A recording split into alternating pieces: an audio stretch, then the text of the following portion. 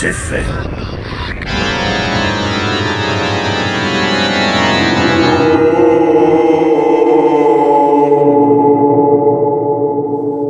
Bienvenue dans cette troisième et a priori dernière partie de cette rétrospective sur le jeu Legacy of Kain Soul River et son légendaire contenu coupé.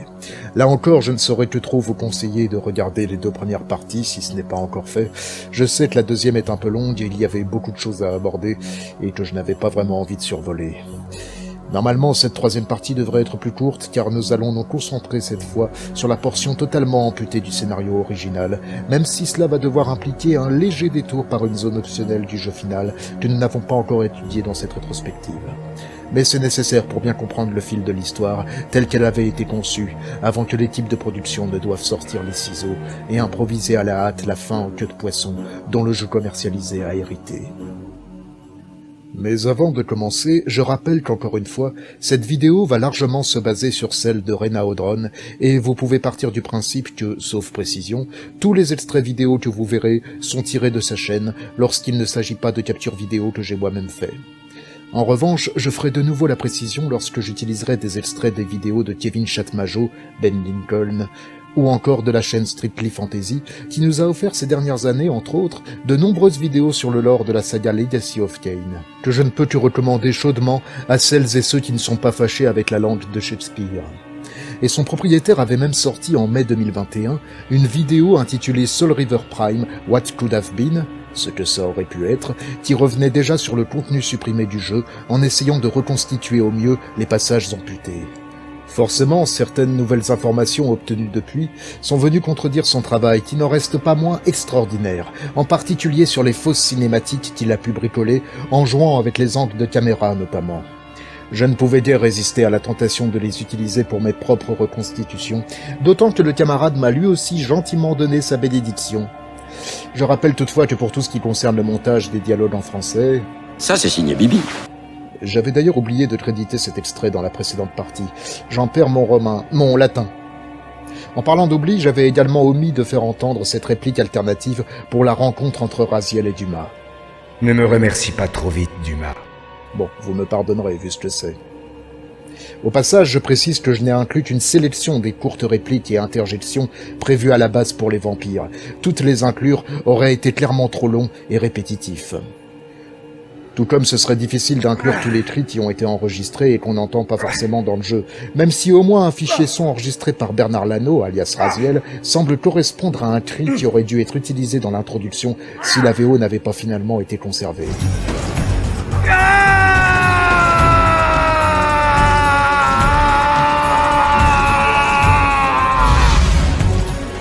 Une toute dernière digression concernant l'une des répliques alternatives de l'ancien après la mort de Meltia. Pars en quête du repère de Zéphon, Raziel, au-delà des ruines d'où tu as été précipité vers le monde du dessous. Fort des pouvoirs de Melkia, tu pourras prendre des chemins qui, jusque-là, t'étaient interdits. En vérité, il s'agit d'un bricolage de ma part, car si dans la version anglaise, le fichier audio mentionne en effet le repère de Zéphon, sur la version française, l'ancien parle bien de celui de Kain aux colonnes, conformément à l'ordre final des boss. Pars en quête du repère de Kain, Raziel. Il est à l'est des ruines d'où tu as été précipité vers les tréfonds du monde du dessous. Fort des pouvoirs de Melkia, tu pourras prendre des chemins qui, jusque-là, t'étaient interdits.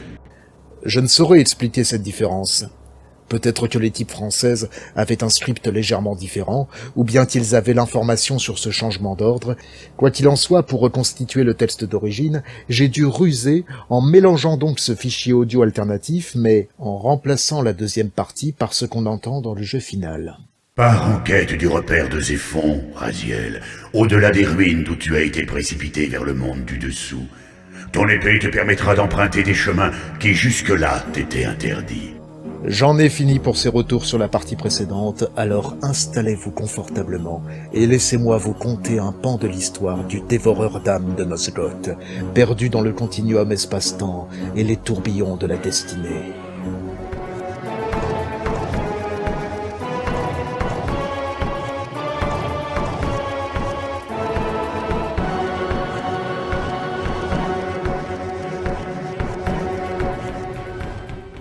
Reprenons au moment fatidique où Raziel et Kain livrent leur deuxième affrontement au Chronoplast.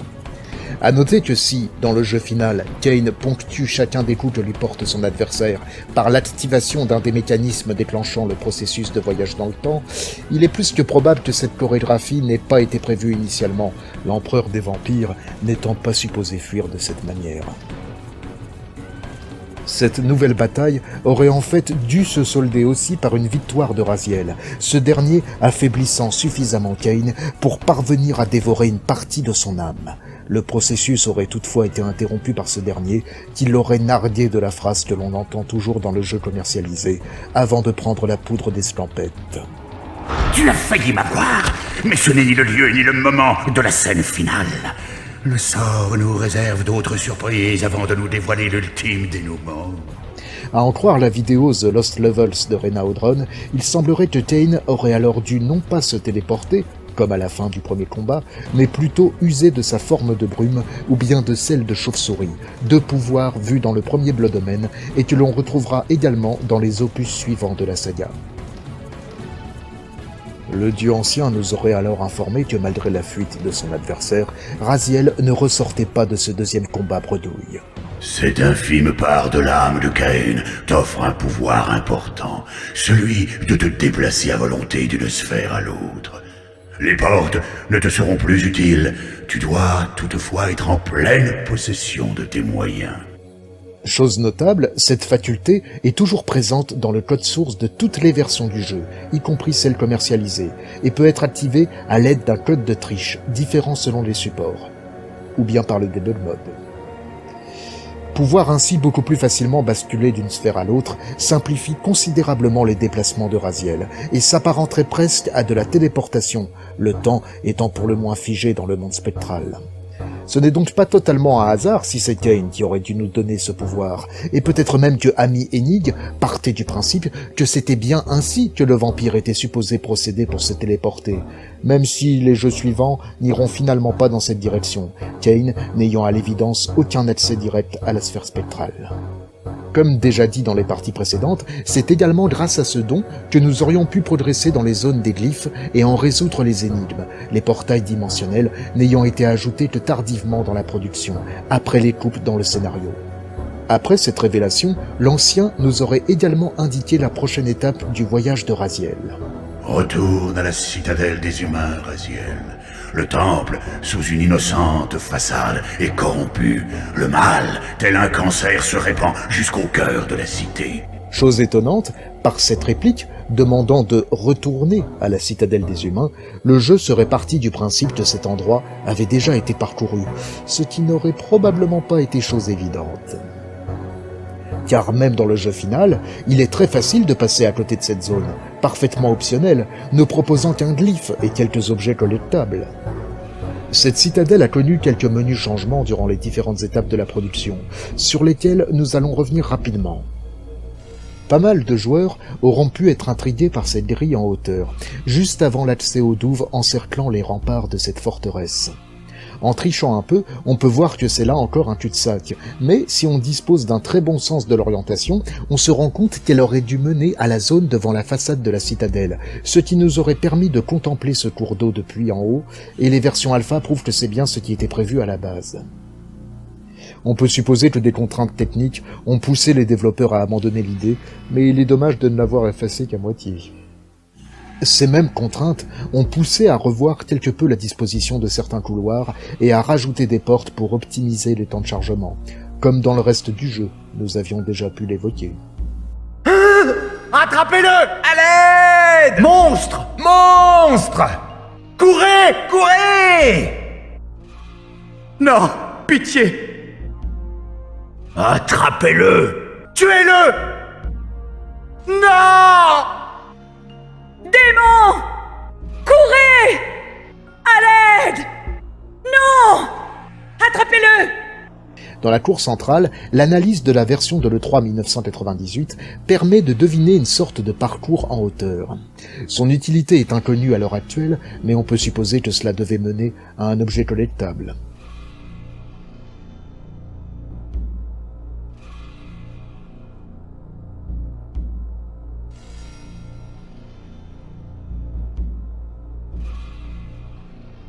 Aussi, comme c'est le cas dans les versions alpha, le haut du château d'eau dispose d'une ouverture menant au chemin vers la zone du glyphe d'eau, ce qui en faisait donc une entrée alternative. Là encore, il est probable qu'il aurait été trop compliqué de lier de façon aussi fluide ces deux sections, et cette entrée a finalement été bouchée dès les versions bêta. Dans plusieurs prototypes, une cinématique mettait bien l'accent sur le sommet de cette structure, mais elle sera logiquement coupée. Dans le secteur près de la téléporte, avec cette cascade inondant ses murs, nous pouvons dénicher dans le jeu final un élément augmentant notre capacité de glyphe. Mais une énième fois, ce n'était pas l'intention initiale. Nous aurions dû en effet y trouver la dernière forge dédiée à l'épée Soul River, la forge de l'esprit, ou des esprits comme ça a été traduit dans les bonus du remaster. Retenez bien l'architecture de la pièce qui a finalement remplacé cette forge, car nous verrons plus tard qu'elle ne vient pas de nulle part. À une autre extrémité de la citadelle, nous avons dans les prototypes les premières traces de la première grande zone supprimée du jeu. En effet, en comparant bien, on se rend compte qu'une des façades que nous pouvons y voir a été modifiée par la suite. Cette sorte de tour était en effet supposée représenter le temple de la prêtresse. Tapis dans l'ombre, je surveillais l'activité autour du temple. La ville s'endormait, ignorant le danger qui la menaçait. La version du mois d'avril le confirme définitivement par l'intermédiaire d'une cinématique inachevée, mais qui fait comprendre que les idolâtres de ce culte, qui opèrent en ces lieux, pénètrent dans leur temple.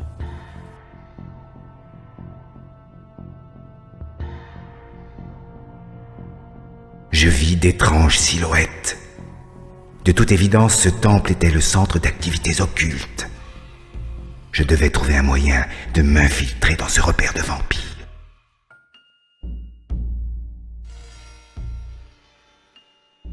Raziel n'aurait toutefois pas pu les suivre, contraint de trouver un autre moyen d'entrer. En poursuivant, nous avons ce canal qui nous mène à une section de transition avec une énigme à base de blocs dont le jeu raffole tant. Derrière la grille qui la surplombe, nous tombons sur une partie de la citadelle qui, comme nous l'avions évoqué dans la deuxième partie, devait à la base se situer dans le territoire de Turel. Et pour rappel, si ce lieu nous offre dans le jeu final une pièce de puzzle, il était prévu d'y obtenir le glyphe de l'esprit. Il est amusant de constater à quel point la citadelle des humains aura été liée de façon plus ou moins directe à cet élément spirituel tout au long de la production. Dans les prototypes, le canal avait une toute autre fonction et menait à une autre transition qui, comme évoqué dans la première partie, est toujours présente dans le code du jeu finalisé, même si elle y est totalement déconnectée du reste du jeu, mais elle l'était encore dans la version du mois d'avril. L'étude des versions alpha retrouvées en 2020 a permis de découvrir que, comme pour la voie menant au glyphe de l'eau, nous devions progresser dans des sortes de tuyaux avant d'enfin pouvoir progresser dans les entrailles de la citadelle et de dénicher la cité du dessous, Undercity en anglais, la première des 3 grandes zones amputées du Soul River paru dans le commerce. Nous en arrivons donc enfin au véritable cœur de cette rétrospective et rentrons pour de bon en terre inconnue de la plupart des fans. La récente compilation Soul River 1 and 2 Remastered a offert aux joueurs des versions plus ou moins abouties des fameux niveaux perdus. Je ne vais donc pas m'aventurer à proposer une visite complète de ces zones coupées, car désormais, il n'a jamais été aussi facile au plus grand nombre de les explorer.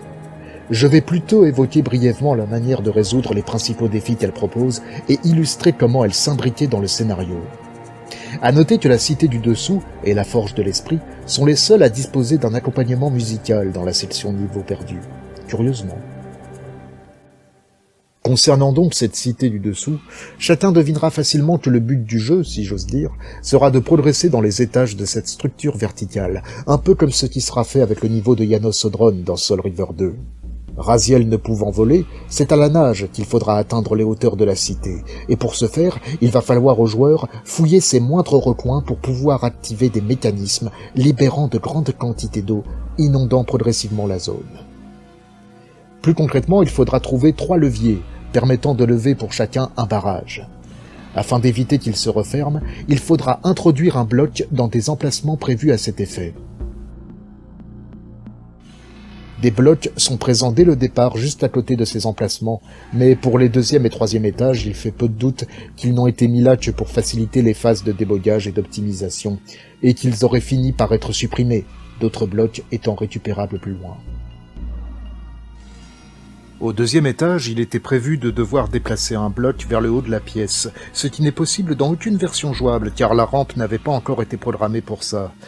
Le principe aurait alors été de faire tomber le bloc depuis le haut, puis de passer dans la sphère spectrale en plein milieu de sa chute, et de s'en servir de plateforme pour traverser cette grille, ce qui aurait demandé un certain sens du timing ou de la persévérance. Ceci étant dit, dans les versions alpha comme celle des niveaux perdus, il est assez facile de se débrouiller autrement. Au 3e étage, dans les versions alpha, le sol semble parfois trembler, sans que l'on sache si c'était bien quelque chose prévu ou bien de simples bugs. On note également, toutes versions confondues, la présence de cette torche, dont on ignore si elle aurait dû avoir une utilité particulière, mais également de cette fresque, qui semblera sûrement familière à beaucoup. Et oui, elle a finalement été déplacée dans la zone du glyphe de feu, et figure même dans la Forge de l'ombre dans Soul River 2.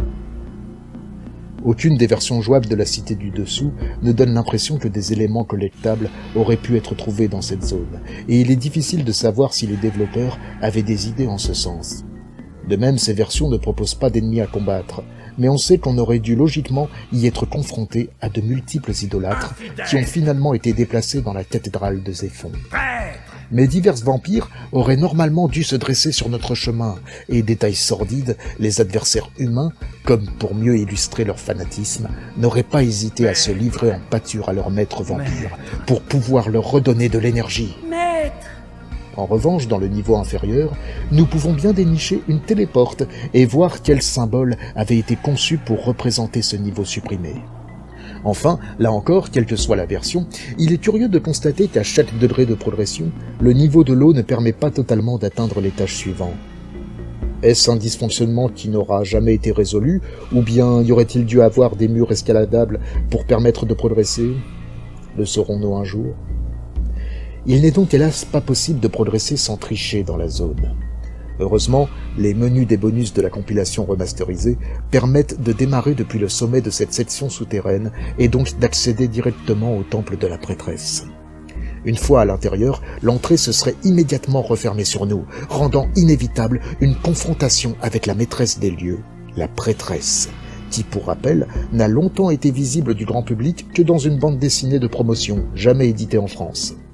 Les versions alpha avaient permis de découvrir enfin à quoi elle aurait dû ressembler dans le jeu, et de constater que, pour le haut de son corps, elle était encore moins couverte que dans la bande dessinée. Ah oui, qu'est-ce qu'elle a celle-là nous montrer sa paire de nichons? Elle est mignonne, hein? Salope! Les plus attentifs auront également noté la présence sur son corps de tatouages à l'effigie des symboles de clan vampire. Dans les versions alpha, elle est présente à l'opposé de l'entrée et directement devant Raziel, mais l'ébauche de cinématique que nous sert la version de la compilation fait comprendre qu'elle aurait dû nous apostropher depuis la partie supérieure du temple. Hérétique! Le jour du jugement dernier est arrivé. Ta sorcellerie est inefficace en ce lieu saint. J'ai foi en mon destin, je n'ai besoin d'aucune magie. La foi? Elle t'a quitté le jour de ton excommunication par le grand seigneur Kane. J'ai été exécuté, pas excommunié. Vous apprendrez la différence. À noter que cette cinématique aurait été accompagnée par un morceau que l'on peut entendre dans la section lecteur de musique dans la compilation, qui est en réalité une variation du thème du gardien du tombeau. Il peut donc être considéré comme le thème des sous-boss du jeu, soit ceux qui ne font pas partie des frères de Raziel.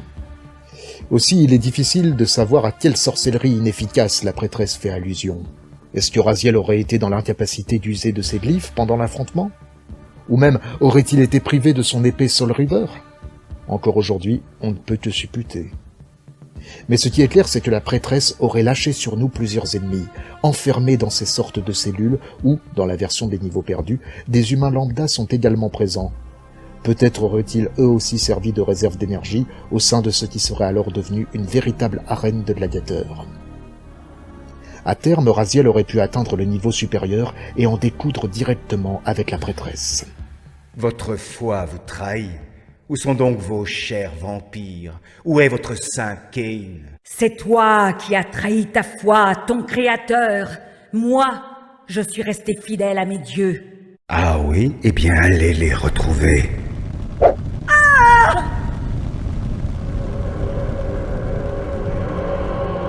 Auprès des vampires, la prêtresse a appris la sorcellerie.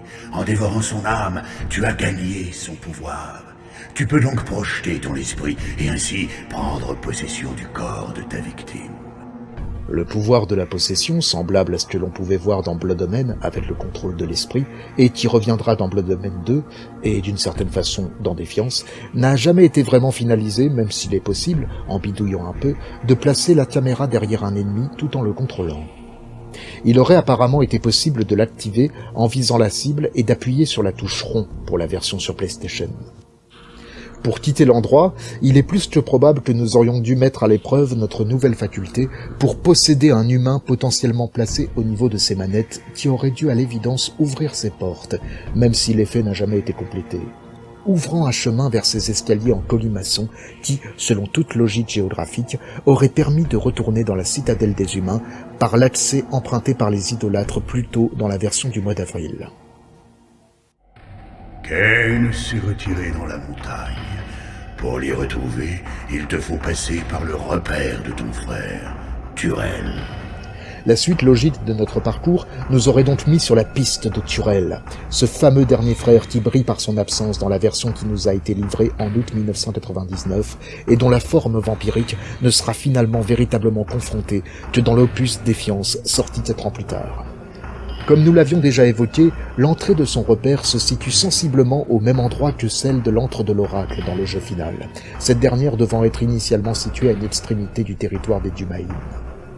Même la version commercialisée a du mal à cacher que quelque chose d'autre était prévu à cet endroit, comme en témoignent ces ébauches de bâtiments, ainsi que ces sortes de balcons et autres plateformes que l'on peut apercevoir tout autour. Dans les versions alpha, rien ne bloque la progression du joueur, mais il est clair que si les développeurs avaient eu moins de contraintes, le pouvoir de la possession de la prêtresse aurait été un prérequis indispensable. On peut alors facilement deviner que, pour pouvoir débloquer l'accès au cœur de la zone Turelim, nous aurions dû manipuler des ennemis à distance, vraisemblablement perchés sur ces emplacements en hauteur. Une fois à l'intérieur, la première chose qui frappe est cet objet à la forme pour le moins singulière, rappelant ce que l'on appelle un planétaire. Il sera le cœur de la grande énigme proposée par ce niveau.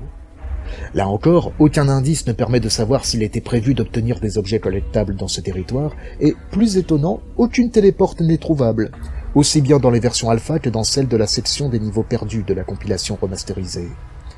En revanche, dans ces versions, nous pouvons bien y trouver des Turelim tout au long du parcours.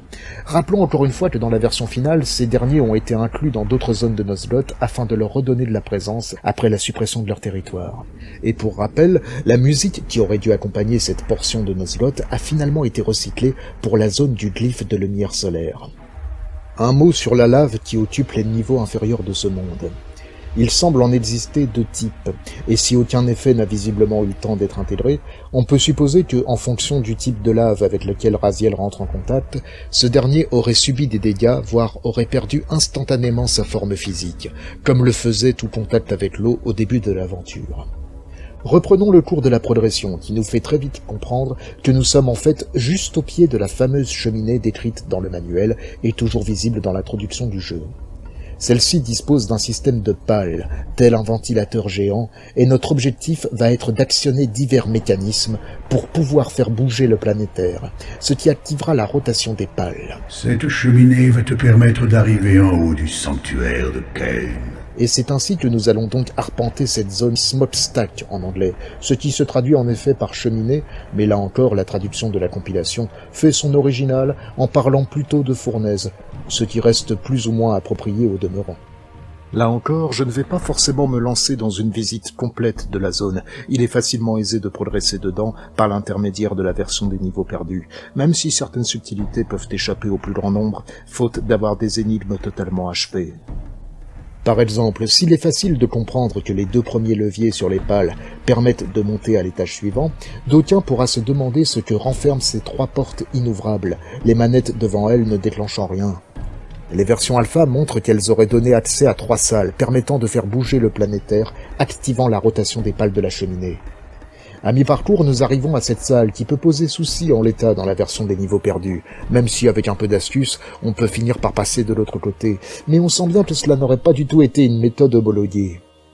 En réalité, si nous pouvons en l'état atteindre cette corniche, les versions alpha indiquent que l'idée aurait plutôt été de prendre possession d'un Turelim pour qu'il active ce levier qui, chose curieusement infaisable dans les niveaux perdus, aurait débloqué cette manivelle par laquelle nous aurions pu libérer une grande quantité d'eau et inonder la zone.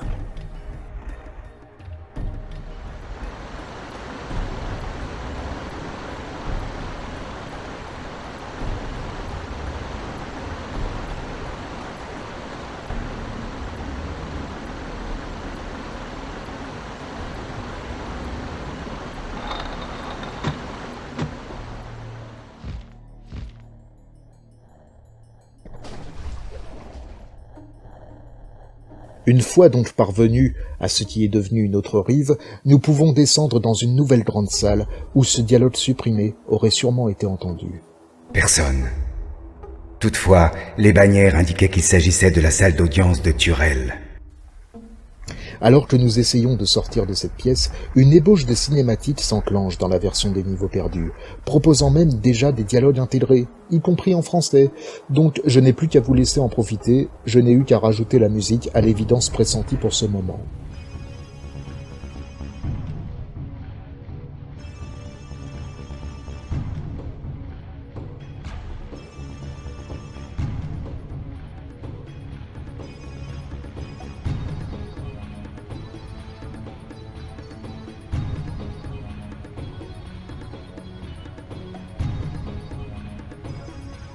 Laisse-moi passer, Turel. C'est avec Kane que je veux en découdre. La rage te fait oublier la gratitude que nous devons à notre maître. De la gratitude? Pour celui qui te fait garder sa porte, comme un vulgaire chien? Tu avais de nobles ambitions jadis, Turel. Tes aspirations sont bien moindres aujourd'hui. Te nourrirais-tu de ces restes?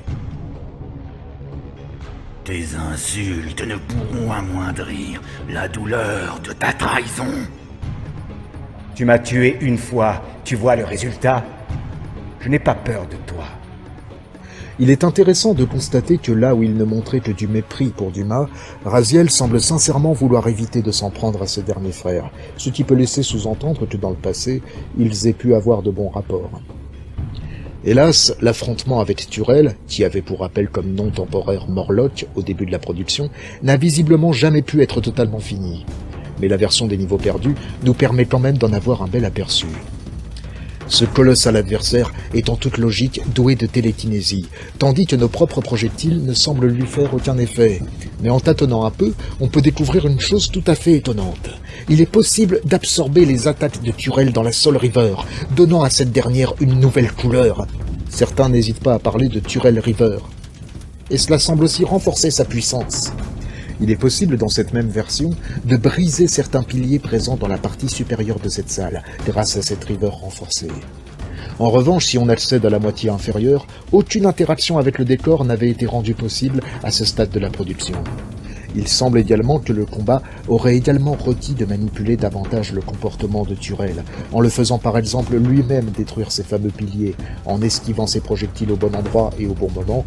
On peut aussi imaginer qu'il aurait pu avoir des attaques au corps à corps, et que nous aurions pu les exploiter pour qu'il se charge lui-même involontairement de détruire certains éléments de décor, un peu comme lors de l'affrontement entre Ken et Magnus dans Blood Omen 2. Mais on pourrait s'interroger, à quoi bon briser ces piliers qui ne semblent faire aucun mal à Turel ? Eh bien, il faut là encore en appeler à son sens de l'orientation et de l'observation. Ce qui sert d'arène de boss est situé juste en dessous de la salle précédente, que nous avons largement inondée, et qui est devenu un véritable bassin géant. Kevin Chatmajo a pu dénicher dans les codes sources des versions alpha plusieurs animations qui nous font alors comprendre que sous la pression de l'eau et en l'absence du support des piliers, le haut de la salle d'audience devait se briser et offrir une bonne douche à ce cher Turel pour qui, en bon vampire qu'il est, l'eau a le même effet que l'acide. Je sens de l'eau. Aurais-tu, comme Rahab, la faculté de nager?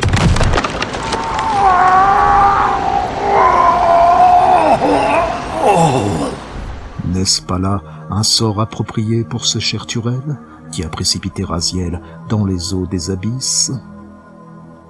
Pour en finir avec ce dernier frère, quelques précisions sur les noms temporaires auxquels il a eu droit, car oui, il y a eu certes Morlock, une référence au célèbre roman La machine à explorer le temps de H.G. Wells. Cependant, à un stade de la production, il semble qu'il fut envisagé les noms Emma et Rouman, deux anges déchus des religions juives et islamiques, respectivement. Mais il est possible que ces noms aient pu plutôt être pensés pour Melkia. Tu t'en vas déjà, cher frère? Ne me pousse pas à bout, Raziel. L'absorption de l'âme de Turel aurait permis à Raziel de renforcer ses pouvoirs de télékinésie, comme ce sera finalement le cas dans Legacy of Kain Defiance. Mais outre qu'aucune version ne propose dans son code source un dialogue de l'ancien expliquant cela, ce qui est tout à fait étonnant, les détails techniques concrets ne sont pas très clairs. L'idée semble bien que Raziel aurait pu à ce stade lancer des projectiles plus puissants, mais il est impossible, même dans les prototypes, de trouver quelque chose qui illustre ça. On trouve bien une option Amplified Force dans le debug mode des versions alpha, mais ça ne semble rien changer au gameplay. En revanche, Ben Lincoln, sur son site The Lost Worlds, nous apprend que la version PC commercialisée dispose d'un effet de télékinésie semblant moins impressionnant que l'habituel. À partir de là, il paraît probable qu'une télékinésie moins puissante aurait dû être obtenue au sein du tombeau des Séraphéens, et que ce que nous avons dans le jeu final est en fait ce que nous aurions dû obtenir qu'après avoir oxy Turel vers la fin de l'aventure initialement conçue. L'âme de Turel renforce ton énergie kinésique. La fin de Turel n'est pas celle de notre parcours dans cette zone, qui aurait dû nous faire revenir sur une salle très haute de plafond, où c'est seulement à cet instant que nous aurions pu forcer ces portes à l'aide de notre télékinésie renforcée et progresser jusqu'à l'étage suivant, où nous tombons sur cette pièce intéressante à plus d'un titre, car c'est le seul endroit où nous pouvons voir des cocons de Turelim, d'où ils peuvent surgir si on s'aventure près d'eux trop bruyamment. Ils n'ont pas des grandes oreilles pour rien. Mais il y a également ce drôle d'objet avec lequel il n'est pas possible d'interagir dans toutes les versions disponibles. Toutefois, en bidouillant le code des versions alpha, Ben Lincoln avait découvert qu'une action aurait dû enclencher un processus faisant passer un intense faisceau lumineux. Il est possible qu'il aurait fallu pour ce faire utiliser un projectile renforcé. Après avoir activé le troisième levier en haut des pales et fait se mouvoir pour la dernière fois le planétaire de début de niveau, l'énigme de la cheminée est alors totalement résolue. Les pales se mettent en effet à tournoyer, créant un courant capable de faire décoller notre cher Raziel, à l'instar de ce que nous avions pu expérimenter dans le niveau de la cathédrale. L'ascension est vite stoppée dans les versions alpha, ainsi que dans la version des niveaux perdus, la fournaise de Turel n'étant pas connectée au reste du monde, mais dans la vidéo The Lost Levels de Renaudron, nous pouvons voir la transition qui était prévue. Et ainsi, nous pouvons constater qu'en effet, la fournaise de Turel est bel et bien située juste en dessous de l'endroit où se terre Kain, cette Mountain Retreat, comme le désigne la version anglaise, qu'on pourrait traduire par retraite montagneuse. La traduction de la section des niveaux perdus ayant quant à elle opté pour asile rocheux ou refuge selon les menus. Sachant cela, il devient alors envisageable de penser que les mystérieuses structures que l'on peut voir aux abords de l'entrée du territoire de Turel, ou de celle de l'antre de l'oracle dans le jeu final, représentent en fait des sortes de fondations pour le sanctuaire de Kain dans les montagnes. Il est à noter que la section niveau perdu a été particulièrement instructive concernant cette dernière grande zone supprimée, car les versions alpha n'en proposaient qu'une version tout juste ébauchée, avec uniquement le couloir central et la salle du trône à peine texturée. Cette fois-ci, nous avons bien droit aux extérieurs du bâtiment, qui sont très familiers, puisqu'ils sont visibles dans l'une des fameuses visions du chronoplaste dans le jeu final. Cette cour extérieure dispose de 2 murs escaladables, l'un d'entre eux menant à la téléporte correspondante à cette zone. En revanche, mystère sur l'utilité du deuxième, qui ne mène qu'à une alcôve. Des alcôves qu'on retrouve aussi tout autour, et qui devaient sans doute avoir un but précis. Nous savons en tout cas grâce à Renaudron et sa vidéo The Lost Levels que l'accès au bâtiment aurait été bloqué par des forces magiques qui n'auraient pu être contrecarrées qu'à l'aide des pouvoirs élémentaires de la Soul River. Révélation capitale qui donne encore plus d'importance aux forges, qui n'auraient non pas été des zones bonus, mais bel et bien des étapes incontournables pour accéder à la fin du jeu. Comme pour la cité du dessous, les développeurs n'ont visiblement pas eu le temps d'implémenter des ennemis dans toute cette zone, mais nous savons grâce au texte de la section niveau perdu que nous aurions été confrontés ici aux membres les plus puissants de chaque clan vampire. On suppose que la logique aurait été la même que pour le gardien du tombeau, qui est un Turelim adulte vampire des âmes, plus coriace que ceux rencontrés dans le reste du jeu. Aussi, aucune musique dédiée n'avait visiblement été prévue pour cet endroit, et on peut supposer qu'on aurait eu droit au même accompagnement musical que pour des zones plus ou moins liées à Kain, comme le sanctuaire des clans, le tombeau des Séraphéens, et l'antre de l'oracle jusqu'aux abords du chronoplaste. Une fois rentrés au sein du refuge proprement dit, nous tombons donc sur ce fameux couloir déjà en partie présent dans les versions alpha, où nous pouvons contempler de splendides ornements, dont certains auront été recyclés dans d'autres zones après la suppression de cette dernière. Au bout du couloir, la version des niveaux perdus nous permet de progresser à l'étage supérieur, mais en toute logique, cela n'aurait pas dû être possible à ce stade si la zone avait été complétée, nous poussant plutôt à prendre le chemin parallèle au milieu du couloir. Nous tombons de suite sur cette petite salle faisant office de transition et qui présente là encore plusieurs alcôves. Leur fonction est quant à elle connue. Chacune d'entre elles aurait dû présenter l'une des armures que revêtait Kain dans Blood Omen, ce qui aurait été un remarquable clin d'œil à ce premier opus et aurait donné à notre seigneur de vampires un côté nostalgique qui aurait enrichi le personnage. Plus loin, nous en arrivons à la salle du trône, là où nous aurions dû avoir l'ultime affrontement entre Raziel et son ancien maître. Cette salle qui, pour rappel, est curieusement visible au dos de la boîte du jeu dans certaines versions commercialisées, bien que certains aient longtemps cru qu'il s'agissait là en fait de la pièce principale du chronoplaste, confusion renforcée là encore par le fait que plusieurs éléments de décor et autres textures aient été recyclés pour cette dernière dans la version commercialisée. Les plus observateurs auront repéré que l'un des vitraux a finalement servi de base pour celui servant d'entrée pour la forge du feu en fin de production. Et pour rappel, c'est seulement à ce stade que nous aurions pu entendre certains dialogues que le jeu final utilise lors de l'affrontement au chronoplaste. Te voilà enfin. Je dois dire que tu me déçois. Je pensais te voir arriver plus tôt. Dis-moi, après toutes ces interrogations métaphysiques, cela t'a-t-il posé problème de tuer tes frères? Cela t'a-t-il posé un problème de me faire jeter dans les abysses? Non, j'avais foi en toi. Je savais que tu étais sûr de toi et de ta haine. Mensonge, tu n'avais pas prévu tout cela. Tu as comme moi visité l'antre de Moebius, Raziel. Le futur est écrit depuis toujours. Tu as été un bon serviteur. Aujourd'hui encore, tu es à la hauteur. Voyons comment tu passeras la dernière épreuve. Hélas, le combat en lui-même n'a visiblement jamais pu être créé par les développeurs, le personnage de Kain étant totalement absent des prototypes incluant les niveaux perdus. Mais là encore, Rena Audron nous apprend que pour ce troisième combat, le principe aurait été cette fois de frapper Kain avec toutes les rivers élémentaires, et d'exploiter l'environnement de cette salle pour ce faire. En effet, en observant bien, nous aurions visiblement eu quasiment tout ce qu'il nous fallait. Du feu, de la roche, avec le trône de Kain. Le centre de la pièce aurait probablement eu une fontaine en son sein, tandis que ces objets à l'entrée auraient pu faire office de cloche.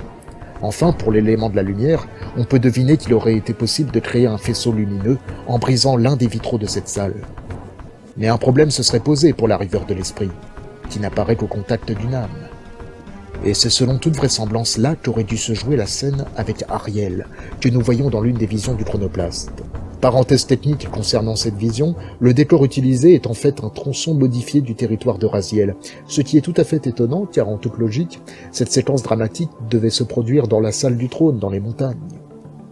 Ceci étant dit, on ignore encore aujourd'hui si le scénario d'origine prévoyait de justifier la présence de l'ancienne gardienne de l'équilibre en ces lieux, celle-ci ne pouvant normalement pas quitter la salle des colonnes. Quoi qu'il en soit, Ariel devait s'offrir en sacrifice à la Soul River pour renforcer son pouvoir, une scène qui sera reprise dans un contexte certes très différent à la fin de Legacy of Kain Défiance. Raziel, je suis ton ultime espoir. Mon esprit seul peut donner à la Soul River le pouvoir d'anéantir Kain pour restaurer l'équilibre sur Nosgoth. Je dis vrai, tu le sais. Quel jeu joues-tu à la fin? Ce n'est pas un jeu, ce n'est pas un jeu. Écoute-la, Raziel. Tu peux me frapper si tu le veux, mais sans son aide, tes coups ne m'atteindront pas. Tu mens une fois de plus. C'est la vérité, tu dois me croire, Raziel. Croire. Auras-tu la volonté de le faire, Raziel? Seras-tu capable de passer à l'acte? Aurais-tu fait tant d'efforts pour abandonner si près du but? Ce n'est pas un jeu.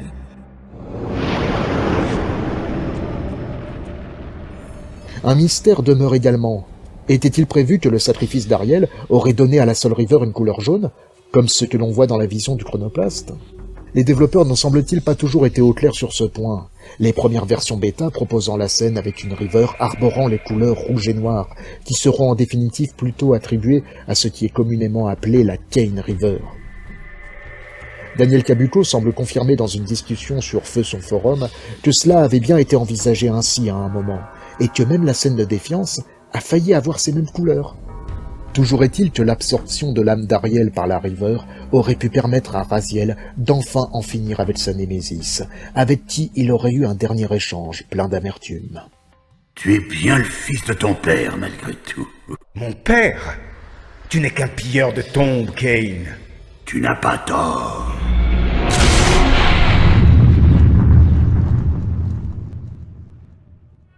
La Soul River ayant absorbé à son tour l'âme de Kane, Raziel aurait constaté l'ironie de cette situation. Ariel, en sacrifiant ce qui lui donnait lieu d'existence, chose que Kane avait jadis refusée, a par la même occasion lié son âme à jamais à celle de l'être qu'elle a exécré pendant des siècles. Quel terrible sort! Leurs âmes sont désormais liées à jamais, ainsi que l'avait voulu Kane, des siècles plus tôt. Notons la maladresse de la traduction française. Le script anglais ne mentionne aucune volonté de la part de Kane, mais par le contraire de son refus exprimé devant les colonnes. Quel terrible sort! Leurs âmes sont désormais liées à jamais, ainsi que l'avait voulu Kane, autrefois, aux colonnes. Notre River ayant atteint le stade final de son évolution, le chemin vers les étages supérieurs aurait en toute logique pu être ouvert. En progressant, nous tombons sur ces fresques murales qui évoquent fortement celles de la cathédrale. Un premier indice que nous approchons du sommet de cette dernière, son pinacle étant l'ultime décor de l'aventure initialement conçue. Un peu plus loin, nous tombons sur ce décor de transition dont l'architecture a survécu dans la version finale. Et oui, elle a été déplacée dans ce qui s'est substitué à la Forge des Esprits, dans la citadelle des humains. Et juste après, nous avons cette sorte de passerelle ascendante qui se termine en cul-de-sac dans la version des niveaux perdus, même si en usant du mode photo, on constate que cette passerelle fait le pont entre le dernier repère de Kane et ce qui semble être un monumental édifice religieux. La vidéo The Lost Levels de Rena Audron nous dévoile la salle dans laquelle nous étions supposés entrer, qui n'existe que dans le code source d'un des prototypes du jeu, en étant isolé du reste de Nosgoth. Cette pièce renferme à l'évidence ce qui semble être le cœur d'un système d'orgue, confirmant pour de bon que ce chemin nous avait conduit au sommet de la cathédrale, notre aventure débutant alors son acmé, pour ne pas dire son point d'orgue. Car en effet, la chose avait vite été dévoilée après la sortie du jeu, la fin initiale prévoyait l'activation de ces orgues, qui auraient alors fait résonner dans tout l'Empire de Kane un véritable chant funèbre, des ondes sonores qui auraient causé la mort de l'entièreté des vampires de Nosgoth. De ce sommet, tu peux atteindre la tour de la cathédrale du silence. Cours, Raziel! Le pouvoir de ton épée décuplé, nul ennemi désormais ne pourra t'arrêter. Prends garde toutefois aux vampires. Ils devineront tes intentions, ils te poursuivront, animés d'une fureur désespérée. On m'excusera de faire une dernière parenthèse, mais il est amusant de noter que cette idée de vampire succombant au son d'un orgue a survécu dans le jeu final, dans cette pièce située à mi-parcours, où il est possible de tuer les vampires présents à proximité en débouchant ces 3 tuyaux, ce qui n'a aucune réelle utilité en soi, hormis celle de déclencher un portail magique pouvant recharger nos glyphes. Il est possible que les développeurs aient conçu cette mise en scène pour justement évoquer cette fin perdue, mais le fait est que la salle a la même disposition et le même orgue avec le haut de ses tuyaux dans chaque prototype, ce qui semble indiquer que les intentions de l'équipe n'ont pas forcément beaucoup évolué concernant ce tronçon. Pour en revenir au pinacle de la cathédrale, il semblerait que Raziel aurait eu encore quelques tâches à accomplir avant de pouvoir faire fonctionner les orgues, car le jeu prévoyait à l'évidence de nous faire revenir dans les niveaux inférieurs déjà visités. Nous avions déjà pu voir dans la partie précédente de la rétrospective qu'un passage aurait dû figurer derrière le corps de Zéphon, qui aurait servi de lien entre les portions de la cathédrale que nous connaissons bien et son sommet. Une zone de transition qui était assez simple dans la version alpha du mois de janvier, mais qui s'est complexifiée dans les versions suivantes. Si on se souvient également qu'à l'évidence, la cathédrale aurait dû avoir encore plus d'énigmes à résoudre à la base, notamment avec ses toiles d'araignée inflammables, il est hautement probable que nous aurions dû faire quelques allers-retours avant de retourner pour de bon au sommet. La tirade de l'ancien précédemment entendue laissait déjà entendre que la tâche de Raziel aurait été rendue plus ardue par des vampires se dressant sur notre chemin, ce qui est définitivement confirmé par un monologue inédit de Raziel qui aurait sûrement été accompagné par une cinématique. Ils me poursuivaient, et je sentais comme eux la terreur envahir mon cœur. Ils connaissaient mes intentions. Ils savaient que je causerais leur perte, et je n'ignorais pas que je pouvais périr aussi. Mais ces deux tours symbolisaient depuis trop longtemps déjà la domination de Kain. L'heure était venue pour moi d'utiliser mes nouveaux pouvoirs et de sonner le glas de cette civilisation maudite. Je voulais en finir avec ces folies. Ne plus voir les enfants de la nuit s'entretuer, s'auto-mutiler de la sorte. Je voulais détruire chacun des vampires qui erraient sur cette terre exsangue. Je touchais au but. Il ne me restait plus qu'à éventrer chacun de ces tuyaux. En parlant de cinématique, nous pouvons évoquer le cas de la dernière vision du chronoplaste, clairement supposé représenter le sommet de la cathédrale. Mais le décor utilisé est curieusement peu raccord avec ce que nous avons vu précédemment. Nous manquons encore aujourd'hui d'éléments qui permettraient de savoir si cette scénographie correspond bien à ce qui avait été prévu pour le Pinacle, ou bien si cela a été improvisé après coup. D'après Rena Odron, la cathédrale de la Vision utiliserait des bouts de décor de la cheminée de Turel. Et ainsi nous en arrivons enfin au climax de la fin de notre histoire. Cette conclusion amputée, mais toujours sous-entendue par la bande dessinée promotionnelle, bien que l'on mentionne par erreur que ce seraient les cloches et non les orgues qui sonneront le glas pour nos ennemis. En revanche, cette image de Raziel surplombant les abysses correspond en définitive bel et bien aux intentions initiales de Amy Hennig et son équipe concernant l'épilogue envisagé.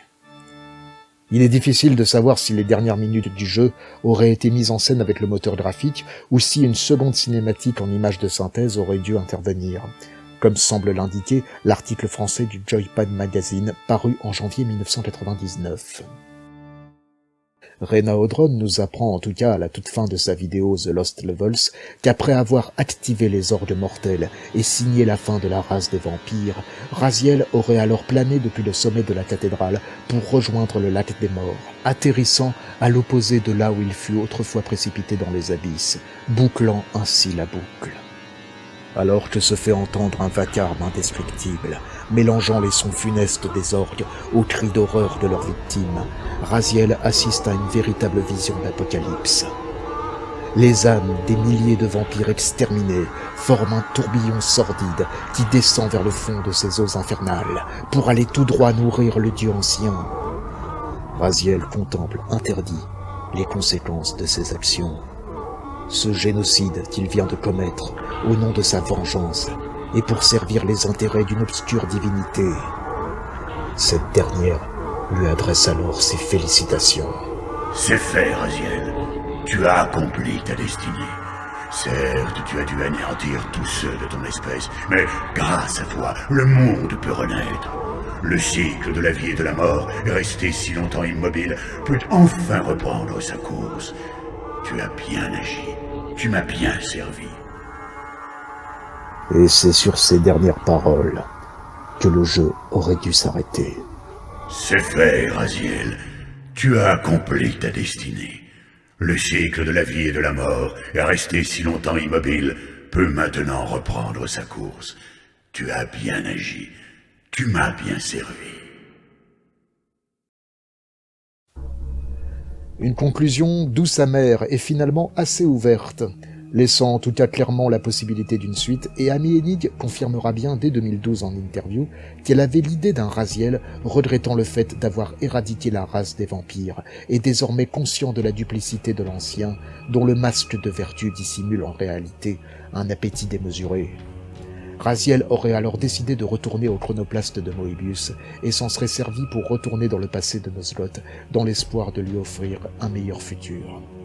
et ce qui aurait alors ouvert la voie à un Soul River 2 sûrement bien différent de celui auquel nous avons eu droit. Cette potentielle suite aurait-elle été meilleure? Nul ne le saura jamais. Il est certain que la personnalité de Kain s'est retrouvée enrichie après les chamboulements de la production, abandonnant sa posture de fataliste pour le moins suicidaire, pour épouser celle d'un guerrier fier, se dressant contre le destin, misant tout sur l'infime possibilité de pouvoir influer sur les chevaux du temps.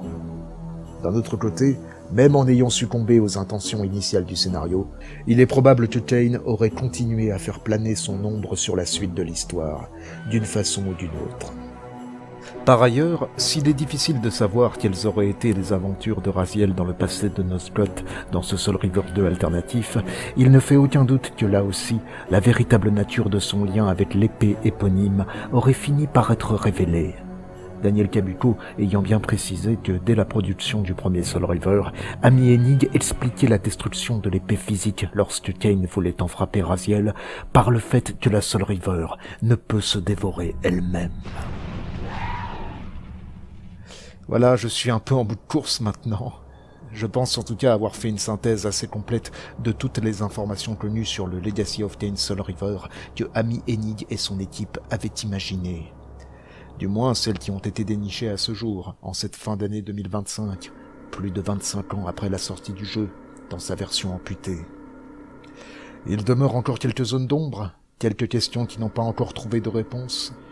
Reste encore à mettre la main sur les premières versions du scénario ou à d'autres documents de travail encore inédits qui, dans cette quête archéo-vidéoludique, constituent les dernières pièces du puzzle.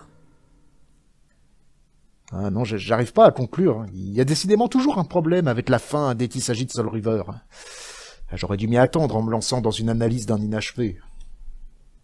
Bon, toi là, tu fais le mort là, depuis le début de la rétrospective. Tu saurais pas comment on peut finir sur une bonne note?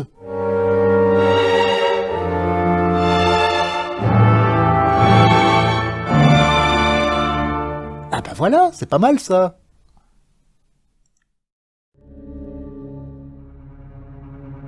Merci à vous d'avoir suivi cette troisième partie de cette rétrospective consacrée au jeu Soul River, et notamment à son contenu coupé. Et oui, pas de cliffhanger ou d'à suivre cette fois, c'est bien la fin du chemin. Il y aura peut-être des bonus liés à cette rétrospective, mais à moins d'un immense chamboulement, il n'y aura pas de quatrième partie. Et pour ma part, je suis bien content d'en avoir terminé avec cette triple vidéo, qui m'aura demandé beaucoup de temps et d'énergie. Mais quel bonheur malgré tout, d'avoir pu rendre hommage à ce jeu si cher à mon cœur et à cette partie de son histoire. À l'heure où j'enregistre ces derniers mots, la pétition de William Faure reste d'actualité, celle-ci demandant pour rappel la réalisation d'une version Director's Cut de cette œuvre. Signez-la si ce n'est pas encore fait, ne serait-ce que pour me faire plaisir. Le lien est encore une fois dans la description. Et maintenant, pour conclure une bonne fois pour toutes cette rétrospective placée sous le signe de l'inachevé, comme le dirait moi-même, eh bien...